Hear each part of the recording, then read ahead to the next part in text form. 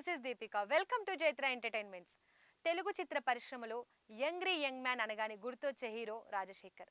అలాంటి హీరో తన కెరీర్లో ఎన్నో సక్సెస్ఫుల్ సినిమాలను తీశారు. అలాంటి వాటిలో ఒకటైన అంకుశం సినిమా విశేషాల గురించి ఇప్పుడు తెలుసుకుందాం. సీనియర్ డైరెక్టర్ కోడి రామకృష్ణ దర్శకత్వం వహించిన పవర్ఫుల్ యాక్షన్ అంకుశం చిత్రాన్ని ఆర్ట్ మూవీస్ సంస్థ నిర్మించింది. ఈ సినిమాలో నిర్మాత శ్యామ్ ప్రసాద్ రెడ్డి కీలక పాత్రను పోషించారు. ఇక కథానాయికగా జీవిత నటించారు. ఈ చిత్రంతోనే ప్రతినాయకుడిగా రామిరెడ్డి సినీ రంగ ప్రవేశం చేశారు. అయితే యాక్షన్ డ్రామాగా విడుదలైన ఈ సినిమా కోడి రామకృష్ణ, రాజశేఖర్ల సినీ కెరీర్ని పూర్తి స్థాయిలో మలుపు తిప్పింది.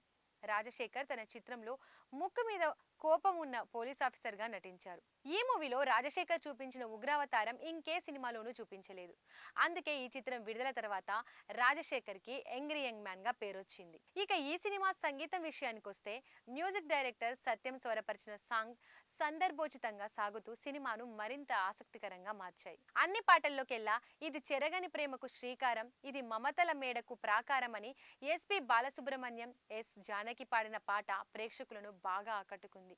ఈ చిత్రం 1990వ సంవత్సరం సెప్టెంబర్ 28న విడుదలై సంచలన విజయం సాధించింది. చిన్న సినిమా విడుదలై భారీ విజయాన్ని సొంతం చేసుకున్న అంకుశం సినిమాను ఇతర భాషల్లో కూడా రీమేక్ చేశారు.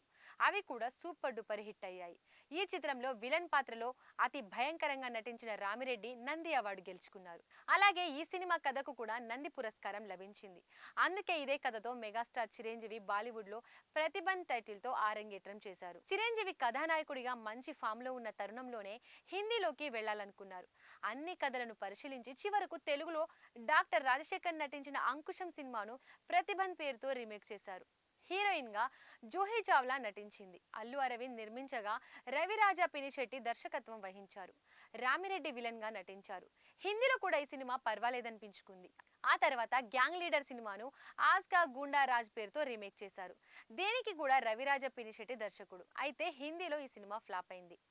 ఆ తర్వాత శంకర్ దర్శకత్వంలో వచ్చిన జెంటిల్మెన్ చిత్రాన్ని ది జెంటిల్మెన్ పేరుతో హిందీలోకి రీమేక్ చేశారు చిరంజీవి. మహేష్ భట్ దర్శకత్వంలో అల్లు అరవింద్ దీనిని నిర్మించారు. ఈ సినిమాలో కూడా జూహీ చావ్లా హీరోయిన్ గా నటించింది. ఈ సినిమా కూడా ఆడలేదు. దీంతో హిందీలో సినిమాలు చేయడం ఆపేశారు మెగాస్టార్ చిరంజీవి.